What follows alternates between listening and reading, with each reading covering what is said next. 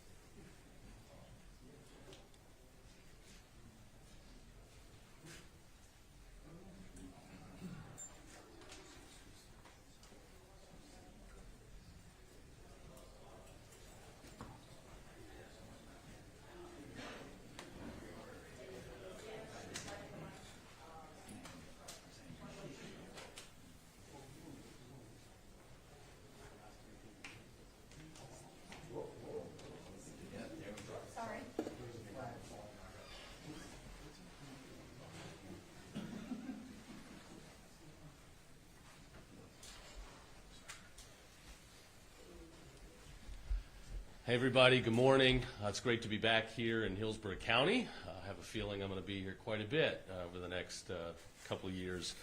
I'm joined here today by Commissioner Mark Glass from FDLE, Special Agent in Charge Mark Brutnell, who's the FDLE Tampa Bay Regional Operations Center Director, Captain Richard O'Connor from the Tampa International Airport PD, Assistant Statewide Prosecutor Deborah Bell from my office. We've got Sergeant Steve Gaskins from the Florida Highway Patrol, and Assistant Special Agent in Charge Micah McCombs from Homeland Security's Tampa Division. Florida's a law and order state.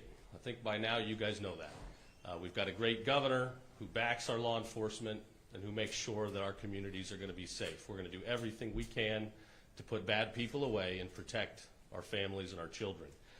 Today's announcement is another such example of that. Today we're here to announce the arrests of 6 people that have been involved in a very large theft ring of rental vehicles. All 6 of these individuals are non-U.S. citizens. 5 of them have already been arrested, and 1 of them is at large, but if I know anything about these guys, they're going to hunt them down. Today's announcement also reflects why we are such a good law and order state. You have various agencies here, many agencies, all working together with one common mission: to protect you, the people of Florida. So these criminal alien ring members, they stole nearly 50 vehicles. Many of them were stolen from rental car lots, but some of them, they would put trackers on the vehicles and wait for a family to come in, rent the car, and then they would steal it later. So just imagine you're coming in, you rent a vehicle, you're taking your family to Disney World or somewhere fun for spring break, and you get out and your car's gone. It's not going to happen in Florida, not in this state. So we're going to fight these guys. We're going to make sure that they are held accountable for their actions, and we're going to continue to be a law and order state. So I want to thank these guys for what they're doing here. There are a lot of states out there, a lot of jurisdictions that would provide sanctuary for these people, that would not detain them, would not convict them, would not hold them accountable. We are not that state. We're going to ensure rule of law, and we're going to get bad people off the street. So I want to thank all these partners here. I want to thank our Office of Statewide Prosecution for zealously going after criminals. I want to thank the federal government under the Trump administration for picking these guys up and working with us to make sure they get back where they belong. But it's not going to be running free in our communities. So with that, I'll turn it over to Commissioner Mark Glass from the Florida Department of Law Enforcement. Thank you, sir. Well, first off, I just want to say today is a textbook example of law enforcement collaboration at its finest. As you heard the Attorney General says, we work together. Now, we check our egos at the door. There's not one agency that can do it all. And that's what keeps you safe in the state of Florida. We are a law and order state, as you've been told numerous times over and over again, and we believe it, and we live it, and that's how we work. So I'm not going to belay my talking now because I want you to understand what the concept of this case was from SAC Brutnell. But I do want to tell you that this went back as far as June of 2022. And why I'm telling you that is because it shows the tenacity of every person you see up here, that we will continue to hunt you down and figure your scam out and go after you and get you no matter where you're at. Understand that. So the one we're still looking for, we will find you. I promise you, we will find you. And the men and women that work hard on this, and with the Attorney General's Office of Statewide Prosecution, who are tenacious at prosecuting, we love you. Thank you so much for what you do for our great state. But without further ado, I'm going to introduce Special Agent in Charge, Mark Brutnell. And Mark Brutnell's team here in the Tampa Bay region is one of the finest in FDLE. And you know we do a lot of press conferences here over a myriad of things. But showing how this group worked and getting into a RICO type of state here of racketeering, of what they did, in watching these investigators and troopers and prosecutors go after them, and with the help of our local partners, we couldn't have done it without them. So without further ado, I'm going to turn it over to Mark Brutnell. Thank you, Commissioner. Thank you, Mr. Attorney General. We're going to hold you to that. I promise you, my team is very excited about you coming back several times for good cases. So I'm going to kind of get into the nuts and bolts of this investigation, but let me first say It's complete collaboration, as the Commissioner alluded to, between FHP, TIAPD, HSI, Hillsborough County Sheriff's Office, FTLE, especially FHP. Good partners for us from state law enforcement. So this group, it's 6 individuals that we know right now. We still have further investigations to go. Started in the Fort Myers area back in 2022. They saw a big rash of rental vehicles being stolen from airports in their area down there. They identified 3 of those suspects, which all had Tampa residences up here in Tampa. So Fort Myers kicked the case up to us here in Tampa, and we started our investigation with the help of FHP and the partners that you see here today. Immediately we realized these guys were good. They were very good. So they had 3 methods, if you want to say, of stealing the cars. Option 1 for them, method 1, was just strictly brazen. They'd go to the airport, they'd rent the car, they'd drive it right out the door. They would take big, heavy blankets, put the blankets on top of the tire spikes, off they'd go with the car. So after a while, they thought that might not be too smooth, they're going to get caught. They changed their tactics. Like any good organization, they change their tactics, they evolve. Like us, we change ours too, and we evolve. Then they would rent cars, and they would clone the key to the car, which is pretty easy to do, unfortunately. So they had a cloned key to the car, and we leveraged technology in law enforcement, and so did the bad guys. So these guys leveraged technology as well. They would place Apple AirTags in these cars, return the car with a cloned key in their pocket, and they'd wait for a week or 2. They'd know where the car was. They'd go see the car at a restaurant or a hotel or someone's driveway or an establishment, and they'd steal the car. Third option for them was, after they were doing that a lot, they thought, why don't we try this Turo thing? So they would pay runners a nominal fee to go rent a car from Turo, rent the car, take it home, again, clone the key. This time they realized Apple AirTags would attach to anybody's Apple phone in the area. So they switched, again, evolving tactics, to Samsung tags. This is where they got really creative. So at this point, they would put the car with a tag, obviously hide the tag in the car, let it go back, and then they would wait for sometimes up to a month. So the car would have several iterations of rentals, so they would not draw attention to them. And then at the appropriate time when they were ready, they would go steal the car. When I say cars, we're upwards of 50 to 80 cars. These are high-end SUVs. The majority were Escalades, Yukons, Suburbans, very, very high-end cars. So once they had these cars in their possessions, they would re-VIN the cars, and they would get clean titles through some associates of theirs. A couple of dealerships here in Tampa were involved. They also had some folks down in the Miami area that helped to do that, and they would sell the cars. Cash-only cars sell. So again, like any good business, they have options. If you want a car that's been straightly stolen, it is what it is. It's stolen. It's anywhere from $5,000 to $10,000. If you want a car that's been stolen and it's got a good clean VIN per se, that's $15,000 to $20,000. Now their best package that they offered, probably the most security, I guess you could say, is a stolen car, a fraudulent VIN, and a clean title. That's going to run you about $25,000 to $40,000. They did this over and over and over in the vast majority of the counties here in Florida, but also multi-state. And again, it's cash only. We have an instance here where someone purchased a Rolls Royce for $35,000. Now, I mean, I wasn't born at night. That was last night. So, I mean, you meet somebody in the parking lot and you're going to buy a Rolls Royce for $35,000 cash. There's something going on there. But these guys did it over and over and over until we caught them. With the help of the guys you see behind me, did a great job of catching these individuals. We have one that we're trying to convince to come in. We've talked to him. He's thinking about it, but we're tired of talking to him. So his name is Inti Alonso. If you know where he is, please convince him. He has an active arrest warrant. Please advise him to do the right thing, turn himself in. Otherwise, I have all the confidence in the world we will catch him. It's just a matter of time. But if he wants to make it a little smoother and easier for himself, please turn himself in.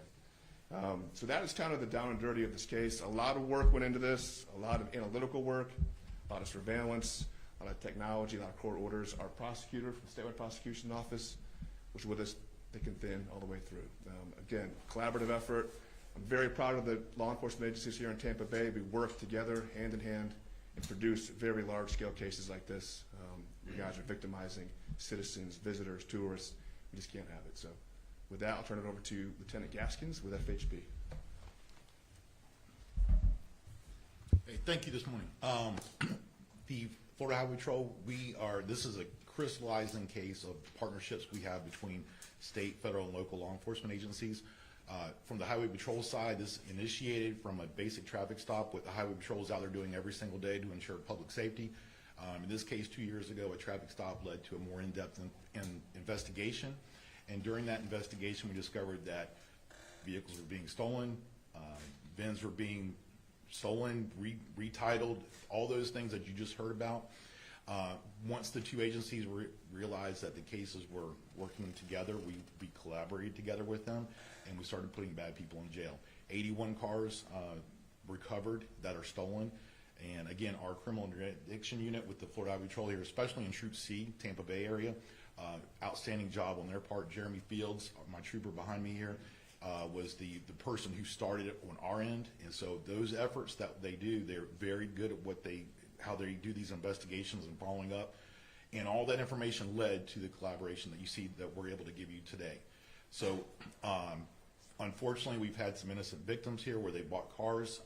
Again, like the SAC just said, if you're buying cars, we will take them back. So if you have a deal that seems too good to be true, it's too good to be true. So no cash offers. We don't buy cars in Walmart parking lots and so forth, things like that. If it's too good to be true, walk away from it. Don't be the innocent victim here, because you're going to lose out on that. Again, thank you for having us here. Thank you for covering the story, because all these agencies that are working together are making Florida safer and trying to put bad people in jail. Thank you. Thanks, guys. I got two more things I want to say. So first, again, you've got 6 criminals here, not one of them a U.S. citizen. This shows the dangers that have resulted from, the Biden, reckless border policy. Our state and every state across the country was vulnerable to crimes like this that put our families and our citizens in danger. So I'm happy to crack down on this. I love working with these guys. It's what makes this job so fun. Proud to announce again, as you've probably already heard, we are the first state in the country that has not only our statewide law enforcement certified by the federal government to have delegated responsibilities to help with ICE enforcement, combating illegal immigration, but all of our sheriffs are certified under 287G as well. So we're going to continue working together, and we're going to address this problem. I believe we've got the best law enforcement in the country, and that also means we need to pay them better. So I'm glad our governor, in his proposed budget, called for big pay raises for our statewide law enforcement. We've got a great state legislature. They've made key investments to prepare our state for future generations and leave it better than we found it, and I hope they'll come through for our state law enforcement as well. So with that, I'll take any questions. Commissioner, I'm not sure if you have any time for more details of the case, but I just wanted to ask, A, how much money overall was taken in by this group, and then what happened to the cash itself? Did they launder it? Did they keep it? Did you recover it? I'm sorry, special agent. I'm sorry. That's a good question. No, it's fine. He's good. I'd say He's the one doing all the work. well, no, these guys do all the work. Yeah, I just approve timesheets. I would say that there were upwards of $1 million at least. And the cash, that's a good question. I've asked my guys, where's the cash? We can't find it.